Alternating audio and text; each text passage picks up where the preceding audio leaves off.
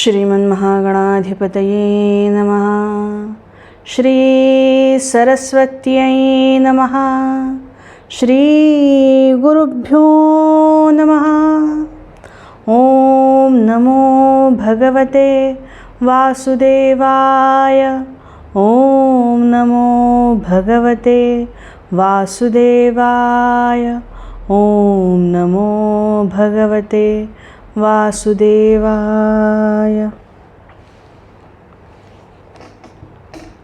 नमस्कार मंडळी, श्रीमद भगवद्गीता चिंतनमाला या उपक्रमाअंतर्गत पुढच्या भागामध्ये तुमचं स्वागत आहे.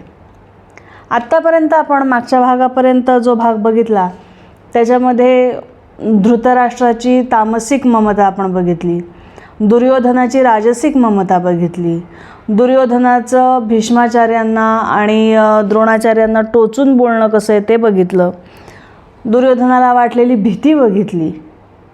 आणि आता त्याची भीती आणि त्याची अस्वस्थता कमी करण्यासाठी त्याच्या आजोबांनी म्हणजे पितामह भीष्मांनी शंखनाद केला. इथपर्यंत भाग आपला पाहून झाला. आता त्यांनी शंखनाद केला त्यानंतर युद्धक्षेत्रावर कुरुक्षेत्रावर काय घडलं त्याचं वर्णन आता पुढच्या श्लोकांमध्ये ऐकूयात. आधी श्लोक बघूयात, श्लोक म्हणूयात आणि त्याच्यानंतर अर्थचिंतन करूयात. श्लोक असा: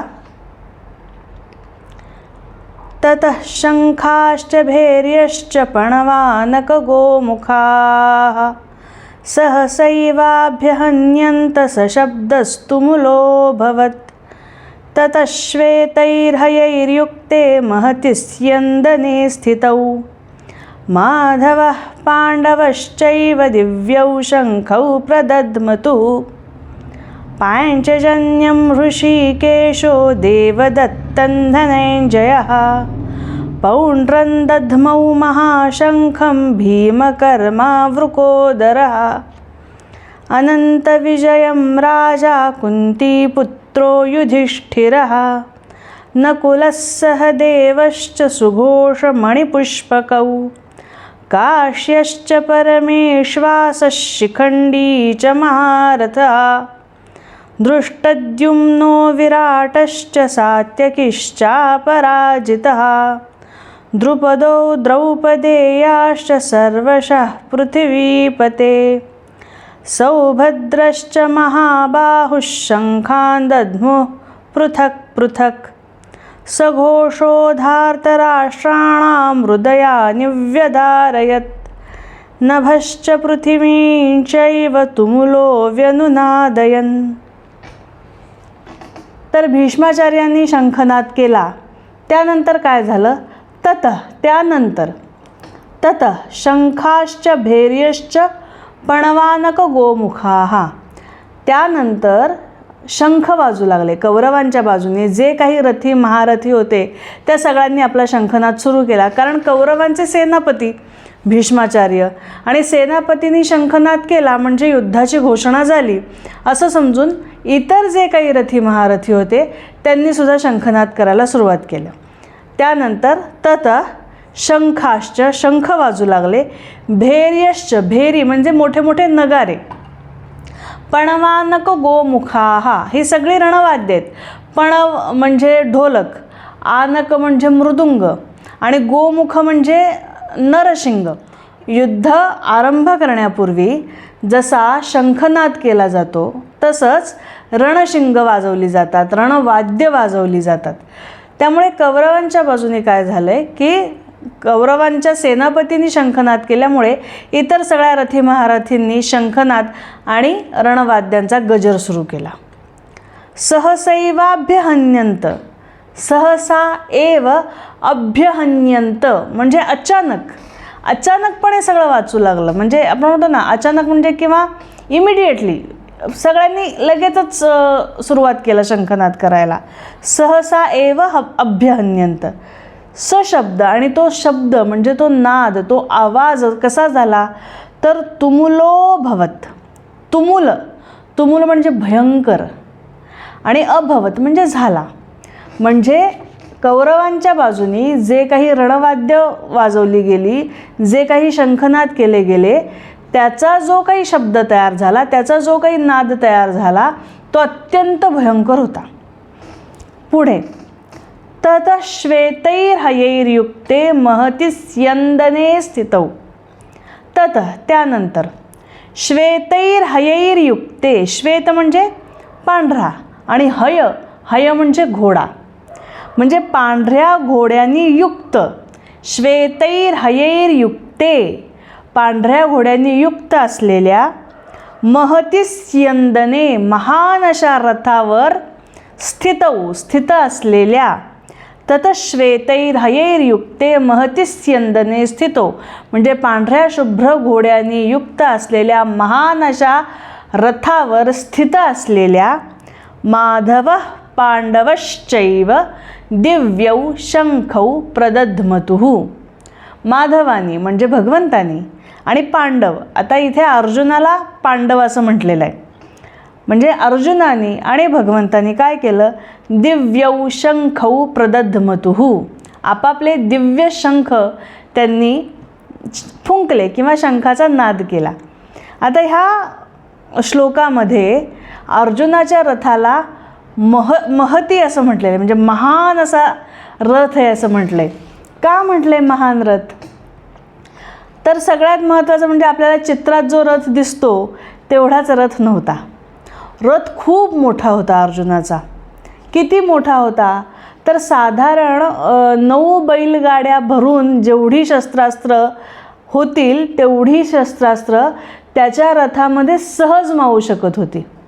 एवढा आवाका होता त्याच्या रथाचा आणि अतिशय मजबूत धाटणीचा तो रथ होता. त्याची चाकंसुद्धा अतिशय मजबूत होती, धाटणी मजबूत होती आणि संपूर्ण रथ जो होता तो सोन्याने मढवलेला होता. आणि मोठाच्या मोठा रथ सोन्याने मढवलेला, आवाका त्याचा खूप. आणि त्याच्यावर जो ध्वज होता, रथावर जो ध्वज होता त्या ध्वजावर हनुमंताचा वास होता. आणि तो जो ध्वज होता तो झळाळायचा. किती दूरपर्यंत झळाळायचा? तर साधारण 1 योजन इतका लांब तो फडकत असायचा, म्हणजे साधारण 4 कोसापर्यंत तो ध्वज असा फडकत राहायचा हवेमध्ये.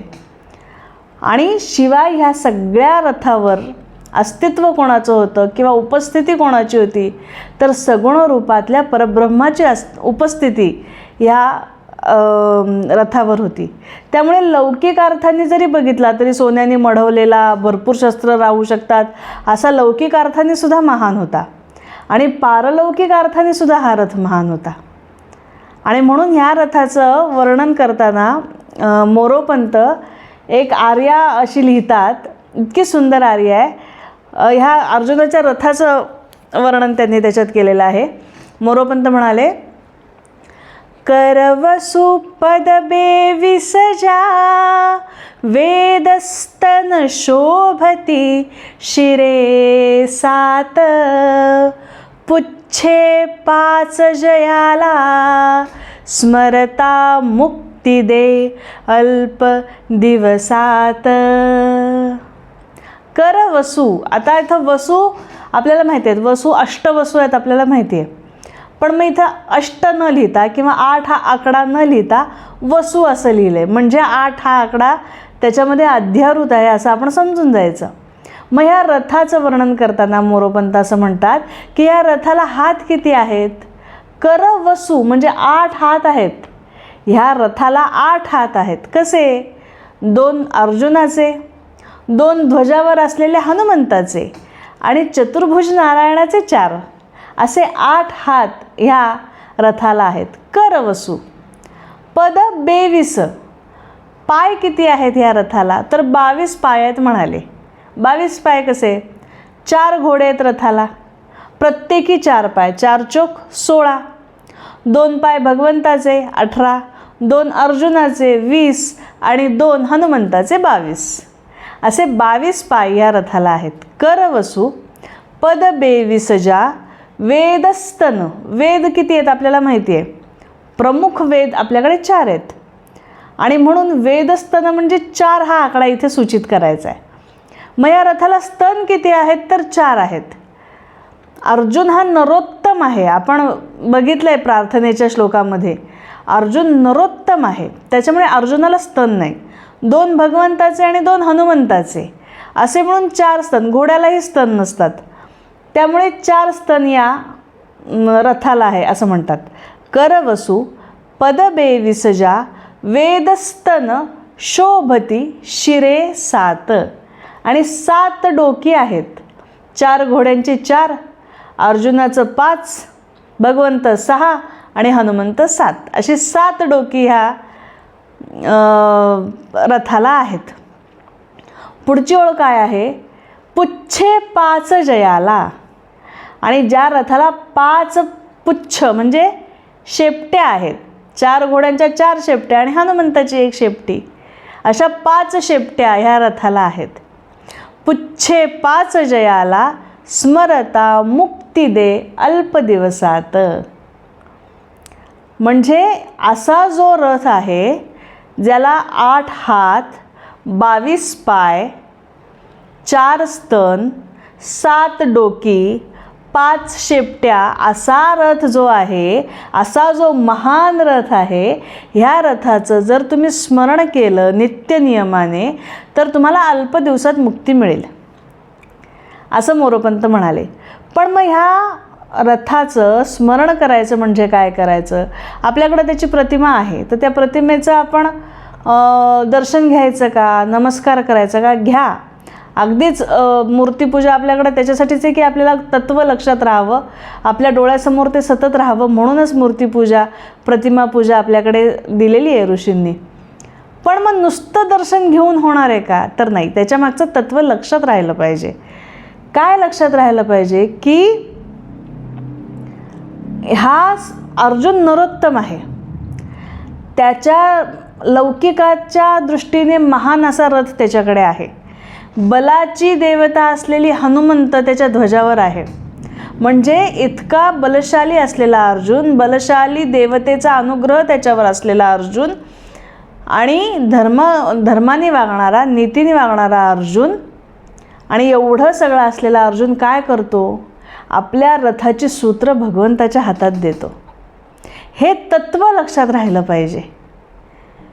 म्हणजे काय होतं तर शरणागती कशी स्वीकारायची हे ह्या चित्राकडनं आपल्याला कळतं. हे जे चित्र आहे रथाचं, त्या चित्रावरनं काय स्पष्ट होतं तर भगवंताच्या समोर शरणागती स्वीकारा हे सांगणारं ते चित्र आहे. नुसतं अर्जुन बसलाय रथामध्ये, भगवंत आहेत आणि शंखनाद करतायत, नुसतं इतकं नाही आहे. शरणागतीचं प्रतीक आहे हे चित्र म्हणजे. आणि म्हणून आपण जेव्हा परमेश्वरापुढे शरणागती स्वीकारतो, गोष्टी बदलणार आहेत का शरणागती स्वीकारल्यामुळे? नाही. प्रारब्धवशात जे व्हायचे तेच होणार आहे. पण आपण शरणागती स्वीकारली आणि भगवंता तुझ्या इच्छेने सगळं होतं आहे, तुला माझ्या आयुष्याचा रथ जिथे न्यायचा आहे तिथे ने, असं जेव्हा आपण म्हणतो तेव्हा आपण निश्चिंत होतो. बाकी काहीच होत नाही, आपण निश्चिंत होतो. गोंदवलेकर महाराजांचा एक शिष्य, गावामधला अशिक्षित असा शिष्य, आणि तो गोंदवलेकर महाराजांकडे एक दिवस गेला आणि म्हणाला की महाराज, गीता वाचावी, गीता कळावी, गीता आचरणात यावी असं फार वाटतो, पण मी अडाणी आहे, मला कसं कळणार? मला वाचतासुद्धा येत नाही, संस्कृत तर त्याहून कळत नाही, तर मला गीतेचं सार कळणार कसं? महाराजांनी सांगितलं की गीतेच्या पानावरचं गीतेच्या पुस्तकातलं पहिलं पान जरी तू लक्षात ठेवलंस आणि त्या पानावरचं चित्र जरी तू लक्षात ठेवलंस ना फक्त, तरी तुला गीता समजली असं होईल.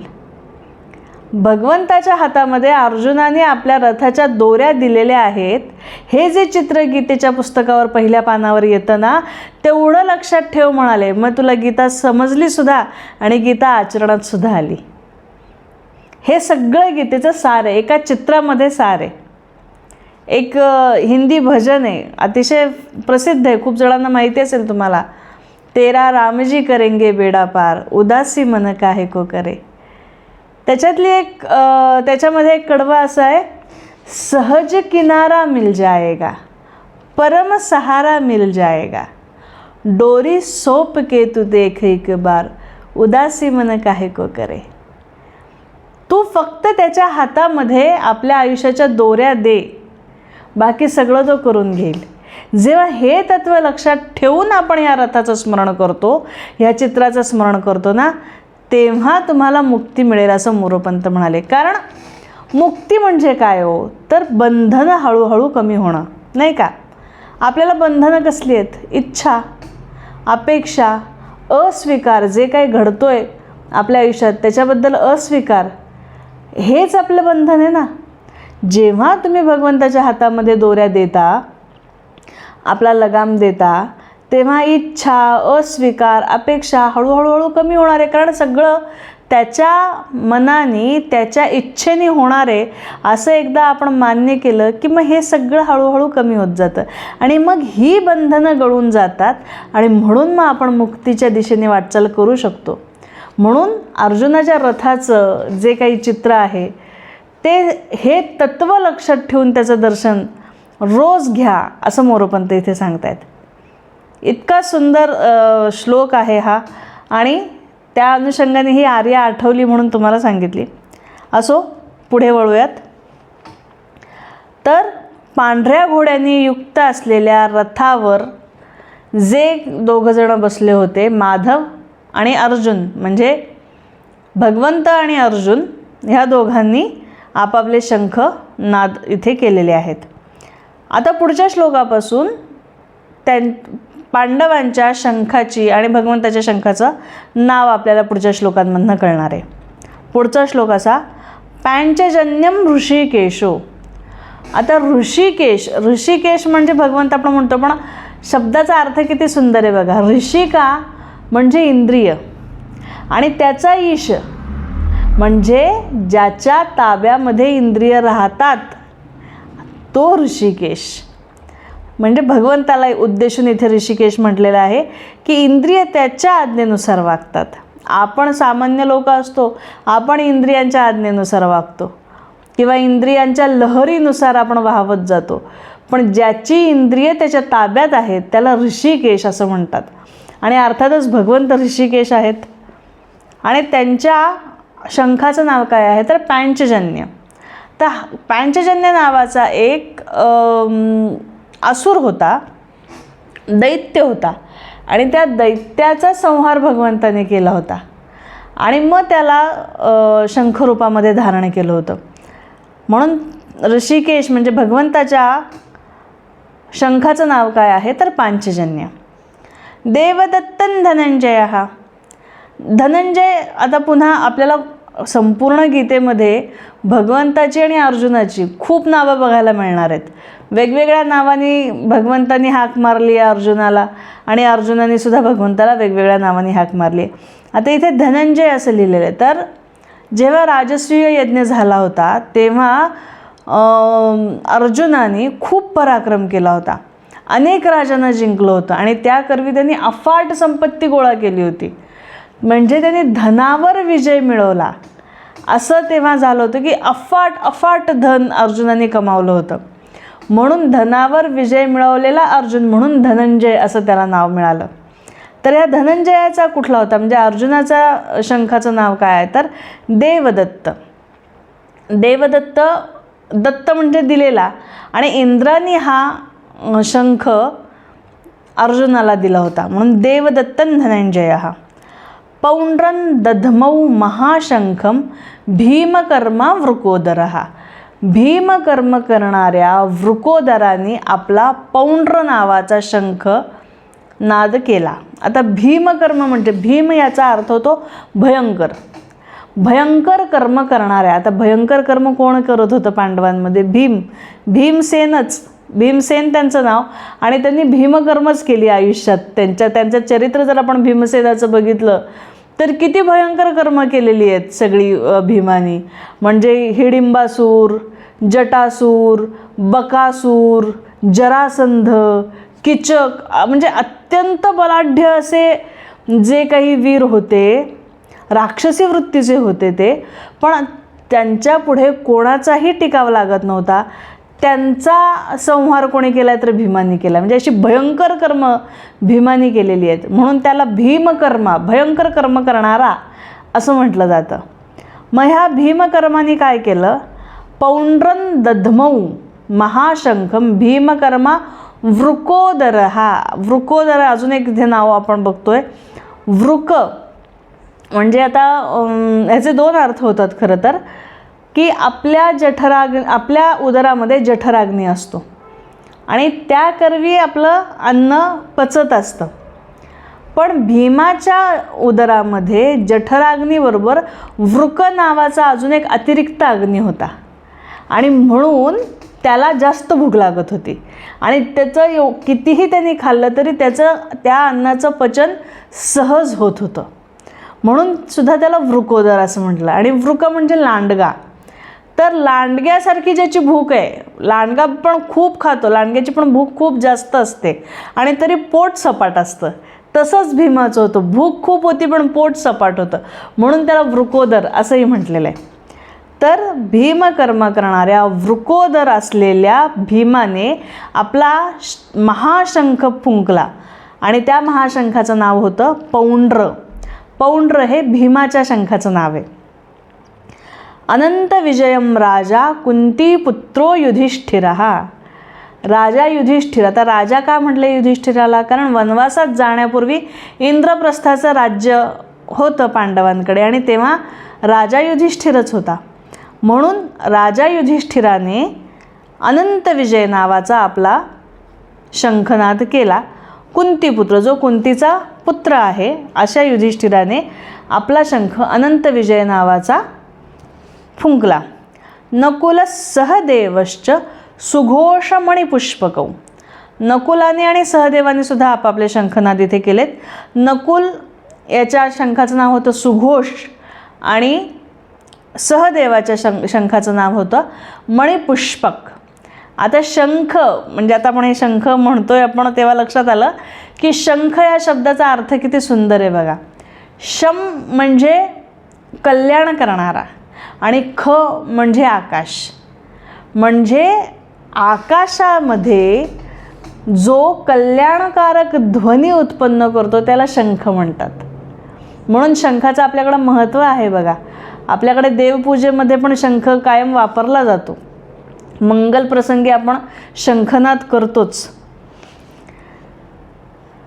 तर अशा ह्या सगळ्यांनी आपला शंखनाद केला. पांडवांनी केला, 5ही पांडवांनी शंखनाद केला, भगवंतांनी केला आणि त्याच्यानंतर अजूनही काही रथी महारथी पांडवांकडे होते, त्यांनीही आपापला शंखनाद केला.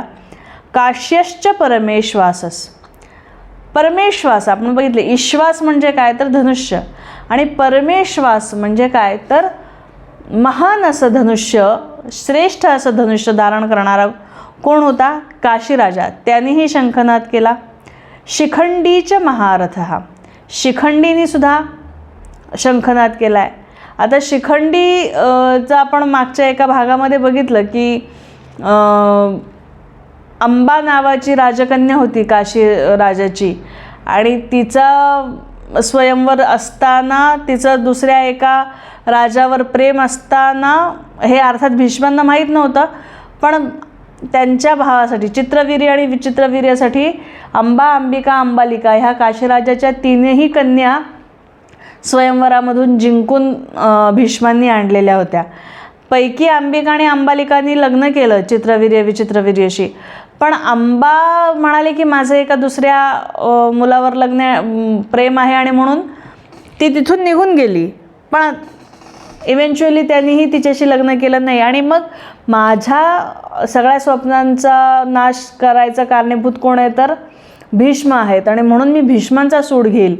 ह्या सुडानी पेटलेल्या अंबानी संपूर्ण आयुष्य तप केलं आणि संकल्प एकच की भीष्मांच्या मृत्यूला मी कारणीभूत ठरावं, हाच एक संकल्प.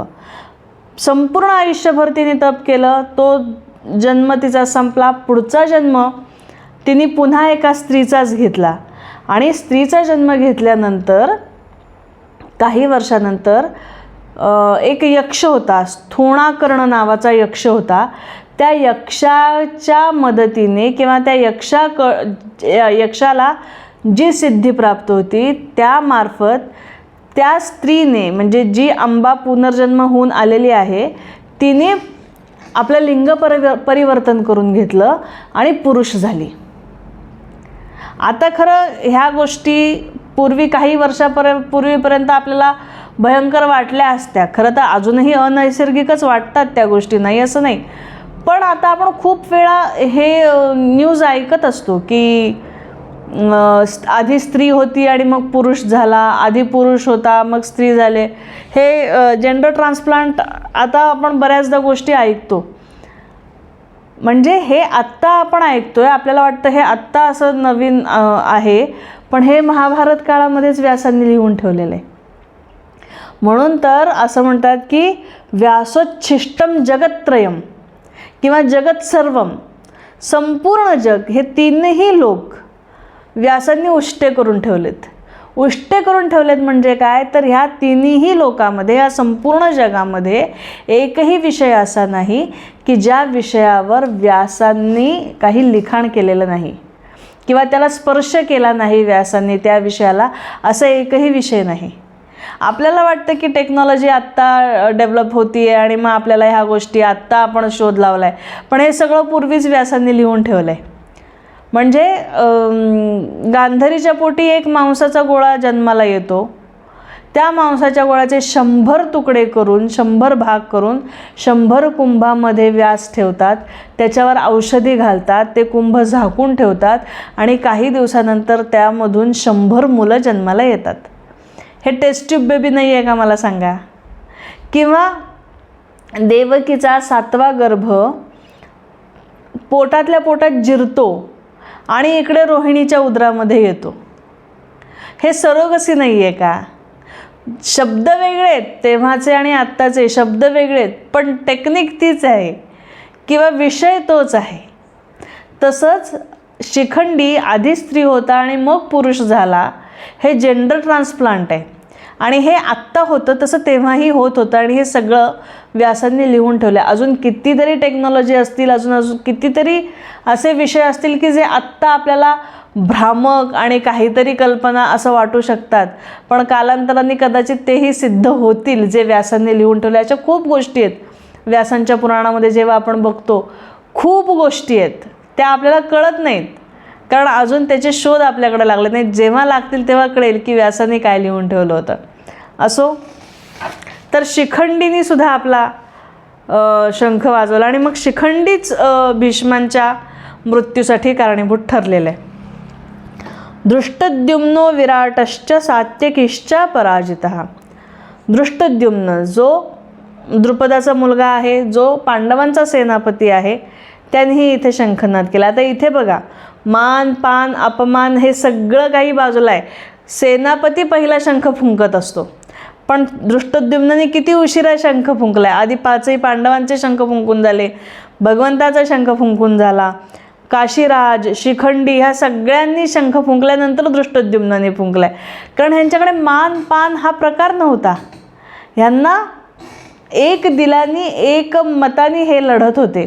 त्याच्यामुळे पांडवांचा, भगवंताचा मान आधी, पांडवांचा मान आधी, हे सगळं मान्य होतं. मी सेनापती म्हणून मीच पुढे, असं दृष्टद्युम्नाने केलं नाही. आणि म्हणून दृष्टद्युम्नाने आपला शंखनाद केला, विराट राजाने शंखनाद केला आणि अपराजित असलेल्या सात्यकीने सुद्धा शंखनाद केला. त्याच्यापुढे द्रुपदो द्रौपदेयाश्च सर्वशः पृथ्वीपते. द्रुपद राजाने शंखनाद केला. द्रौपदेयाश्च, द्रौपदीची 5 मुलं, त्यांनीही शंखनाद केला.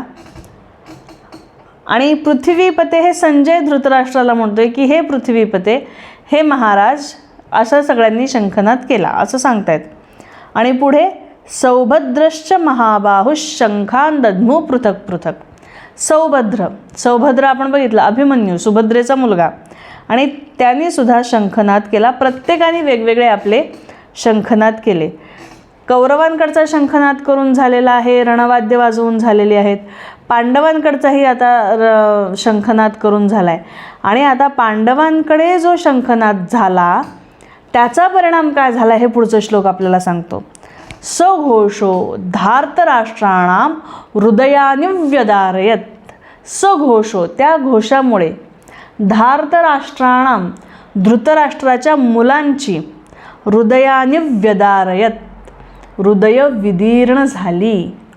नभश्च पृथ्वींचैव तुमुलो व्यनुनादयन, आणि तो इतका नाद भयंकर होता, तुमुल नाद, इथे पण पुन्हा तुमुल हा शब्द आलेला आहे, की नभ आणि पृथ्वी संपूर्ण दणाणून टाकेल असा भयंकर नाद पांडवांकडून सुद्धा झाला.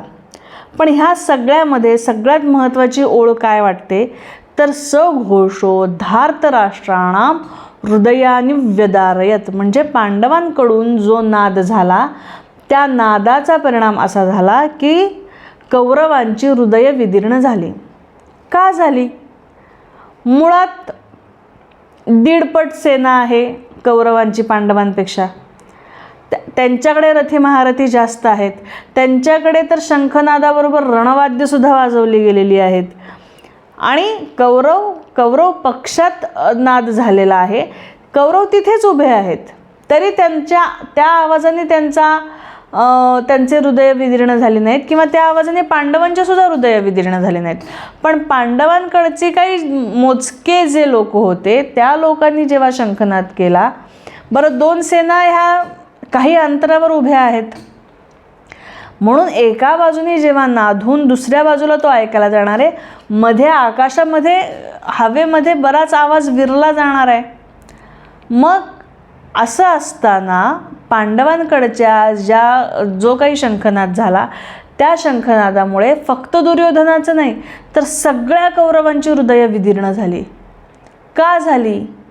हा अत्यंत महत्त्वाचा प्रश्न आहे. जसा आपण पहिला श्लोक बघितला, धर्मक्षेत्रे कुरुक्षेत्रे समवेतायुत्सवः, हा स्व अवलोकनाच्या दृष्टीने खूप महत्त्वाचा श्लोक आहे. आपण बघितलं की माझं धर्मक्षेत्र काय, माझं कुरुक्षेत्र काय आहे, मी त्याच्यात किती % आज उतरली आहे.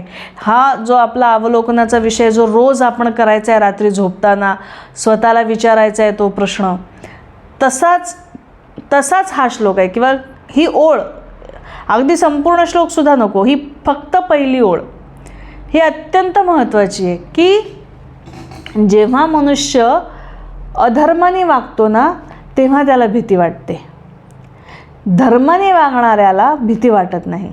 आपलं केलेलं कपट कारस्थान, आपलं अन्यायी वागणंच आपलं हृदय कमकुवत करतं. एवढी मोठी कौरवांची सेना असून आपण बघणार आहोत पुढच्या भागामध्ये की आता पुढच्या भागापासून अर्जुनाचे काय प्रश्न आहेत ते आपण बघणार आहोत. अर्जुनाच्या प्रश्नामध्ये तुम्हाला एकही प्रश्न असा दिसत नाही किंवा एकही ओळ अशी दिसत नाही की समोरच्या सैन्याला बघून तो घाबरलाय की मी कसं लढू, मी हरलो तर वगैरे असे प्रश्न नाही आहेत त्याच्या मनामध्ये, कारण तो न्यायाने वागलेला आहे. तो घाबरला नाही आहे, तो मोहित झालेला आहे. ते आपण पुढच्या भागामध्ये बघणार आहोत. पण दुर्योधन आणि सगळेच कौरव हे घाबरले, त्यांची हृदय विदीर्ण झालेत, कारण अधर्माने वागलेलं. कारण आत्तापर्यंतच्या आयुष्यामध्ये कौरवांनी कायमच कपट केलेलं आहे पांडवांच्या विरुद्ध, आणि त्या कपटामुळे त्यांची हृदय विदीर्ण झालेत. मग हा प्रश्न आपल्याला किंवा हा श्लोक किंवा ही ओळ आपल्यासाठी का महत्त्वाची आहे तर अशी कुठली गोष्ट आहे का ज्याची मला भीती वाटते,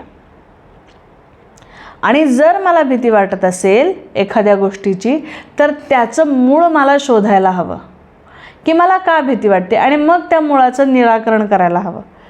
जेव्हा कौरवांची हृदय विदीर्ण झाली तेव्हा जर त्यांच्या हे लक्षात आलं असतं की आपण अन्यायाने वागलेलो आहोत, आपण कपटाने वागलेलो आहोत म्हणून आपल्याला भीती वाटते आहे, आणि हे त्यांच्या लक्षात आलं असतं, त्यावेळेला सुद्धा दुर्योधन कृष्णांकडे गेला असता आणि सांगितलं असतं की नाही, मी चुकीचा वागलेलो आहे, आपण आता हे थांबवूयात. त्या क्षणीसुद्धा कृष्णाने थांबवलं असतं युद्ध. अरे कृष्ण अगदी प्रतिपक्षात होते, कृष्णांकडे जायची हिंमत नव्हती, ठीक आहे. भीष्मांना जरी सांगितलं असतं तरी भीष्मांनी सुद्धा मध्यस्थी केली असती, द्रोणांनी सुद्धा मध्यस्थी केली असती, आणि युद्ध थांबलं असतं आणि विनाश टळला असता, सर्वनाश टळला असता. पण मला जर एखाद्या गोष्टीची भीती वाटते आणि त्याचं जर मी कारण शोधलं तर त्या कारणाचं निराकरण करण्याची माझी हिंमत आहे का, माझा अहंकार आडवा येतोय का त्या कारणापासून मला बाहेर पडण्यासाठी. जर तुम्हाला तुमची चूक कळत असेल आणि तुम्हाला तिथून युटर्न घेता आला अहंकार बाजूला ठेवून, तर 180 डिग्री आयुष्य बदलतं मनुष्याचं. आणि जर तुम्हाला तिथून युटर्न घेता आला नाही तर सर्वनाश ठरलेला आहे. रावणाला सुद्धा एका पॉईंटला समजलेलं होतं की सीतेचं अपहरण करून आपण खूप मोठी चूक केली आहे, पण अहंकारवशात तो मान्य करू शकला नाही आणि सर्वनाश झाला. कंसाला सुद्धा कळलं होतं, दुर्योधनाला सुद्धा कळलं होतं, पण अहंकारवशामध्ये ते युटर्न घेऊ शकले नाहीत आणि सर्वनाश झाला. पण आपल्याकडे आपल्या इतिहासामध्ये युटर्न घेऊन ज्यांचं आयुष्य अत्यंत वेगळ्या मार्गाला गेलं अशी सुद्धा उदाहरणं आहेत. अगदी सगळ्यात महत्त्वाचं आपल्या जवळचं आणि आपलं लाडकं उदाहरण म्हणजे वाल्मिकी ऋषी. वाल्याकोळी, जेव्हा वाल्याकोळीच्या कुटुंबियांनी सांगितलं की तुझ्या पापामध्ये आम्ही सहभागी नाही, तेव्हा वाल्याकोळीचं हृदय विदीर्णच झालं ना.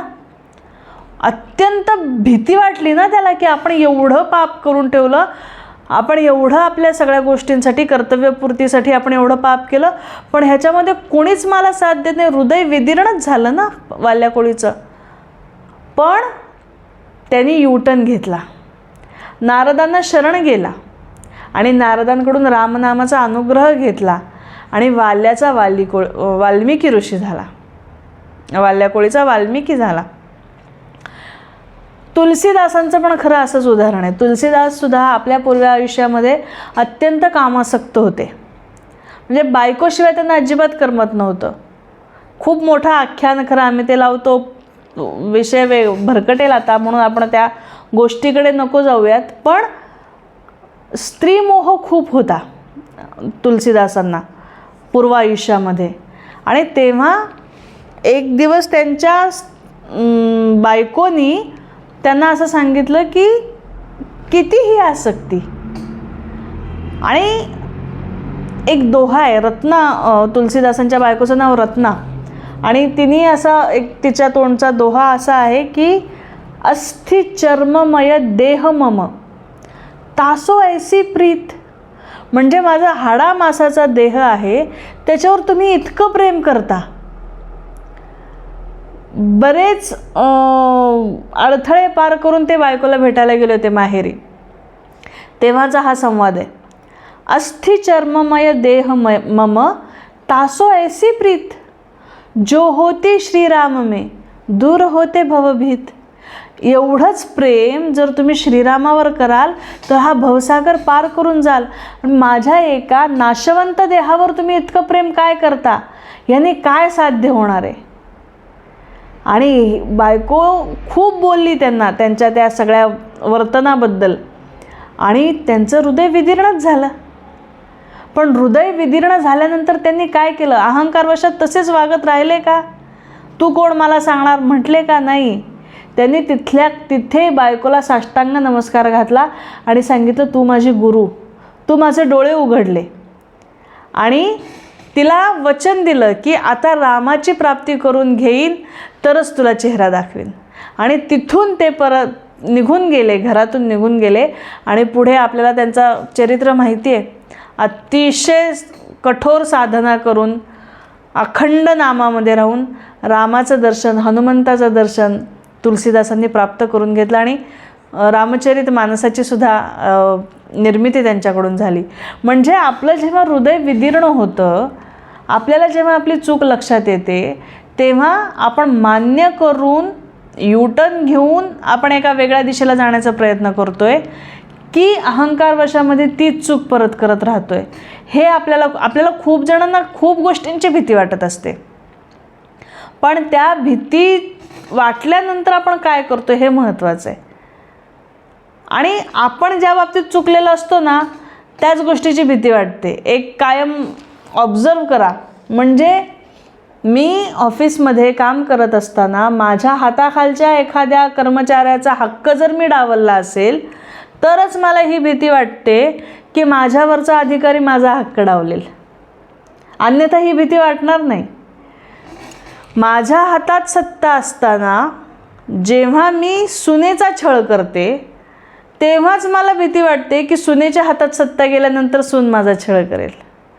करणार नाही असं नाही, तुम्ही चांगलं वागलं तरी सुद्धा करू शकते, कलियुग आहे, होऊ शकतं, पण तुम्हाला भीती वाटत नाही. मुद्दा काय आहे, आपण जेव्हा चुकतो तेव्हा आपल्याला भीती वाटते. जेव्हा आपण आपली कर्तव्य पार पाडतो आणि शिवाय प्रारब्धवशात समजा काही होतंच, तेव्हा आपण त्याला घाबरत नाही. मी कर्तव्य पार पाडले, जे होईल ते भोगायला मला परमेश्वर साथ देईल अशी खात्री आपल्याला असते. पण जेव्हा आपण कर्तव्यात चुकलेलो असतो, जेव्हा आपण चुकीचं वागलेलो असतो, तेव्हा आपल्याला भीती वाटते. म्हणून सघोषो धार्तराष्ट्राणां हृदयानि व्यदारयत, त्या घोषाने धृतराष्ट्रपुत्रांची हृदय विदीर्ण झाली. तशी आपली कुठल्या गोष्टींनी हृदय विदीर्ण होत आहेत हे शोधायचं, त्याची कारणं शोधायची. ज्या चुका रिपेअर करण्यासारख्या असतील त्या रिपेअर करायच्या, युटर्न घ्यायच्या. काही चुका अशाही असतात की त्या रिपेअरसुद्धा करू शकत नाही आपण. खूप काळ निघून गेलेला असतो, पुलाखालून खूप पाणी निघून गेलेलं असतं, काही बदलता येणं शक्य नसतं. अशा चुकांसाठी परमेश्वराच्या पुढे क्षमायाचना करायची. भगवंता, ही चूक झाली माझ्याकडून, अमुक अमुक व्यक्तीबद्दल, अमुक अमुक घटनेबद्दल, ती सुधारू मी शकत नाही, पण आता मला त्याचा पश्चात्ताप होतो आहे. तेव्हा मला ह्या भीतीमधून तू मोकळं कर आणि पुन्हा अशी चूक इतरांबरोबर माझ्याकडून होऊ नये अशी बुद्धी तू मला दे. म्हणून धर्मक्षेत्रे कुरुक्षेत्रे समवेतायुत्सवा हा जसा श्लोक रोज रात्री म्हणून अवलोकन करायचं आहे आपल्या वागण्याचं, रोजच्या दिवसाचं, दैनंदिनाचं. तसंच सघोषोधार्थ राष्ट्राणां हृदयानि व्यदारयत ह्या ओळीचं सुद्धा आपल्याला चिंतन करायचं आहे. ज्या ज्या गोष्टीची भीती वाटते त्या गोष्टीचं निराकरण करायला सुरुवात करायची आहे. कारण मागे म्हटलं तसं स्वच्छता अभियान चालू आहे ना आपलं. 2 ऑक्टोबर आत्ताच झालं. स्वच्छता अभियान चालू आहे आपलं. आपल्या मनाची स्वच्छता, आपल्या चित्ताची स्वच्छता आपण करतो आहे. कारण मग ह्या स्वच्छ झालेल्या, सुपीक झालेल्या, तण काढून टाकलेल्या, ढेकळं फोडलेल्या जमिनीमध्ये मग भगवंत बियाणं पेरतील ना ज्ञानाचं. म्हणून हा एक अवलोकनाच्या दृष्टीने महत्त्वाचा श्लोक मला नेहमी वाटतो. आता इथून पुढच्या श्लोकांमध्ये अर्जुनाची एंट्री होणार आहे. हिरोची एंट्री आपली पुढच्या भागामध्ये होईल. आणि जसं आता हिरोची एंट्री म्हटल्यावर माझ्या लक्षात आलं, बॉलिवूडमध्ये जसं होतं हिरो आधी मार खातो आणि नंतर जिंकतो, तसाच आपला हिरोसुद्धा पहिल्या अध्यायामध्ये जरा मार खाणार आहे, जरा उदास होणार आहे. बघूयात काय होते पुढच्या भागामध्ये. पुढच्या भागामध्ये अर्जुनाच्या तोंडचे श्लोक, अर्जुनाची व्यथा जी आपल्याला खूप जवळची वाटणार आहे ती पुढच्या भागामध्ये बघूयात. आज इथेच थांबूयात. कृष्ण अर्पणमस्तु. धन्यवाद.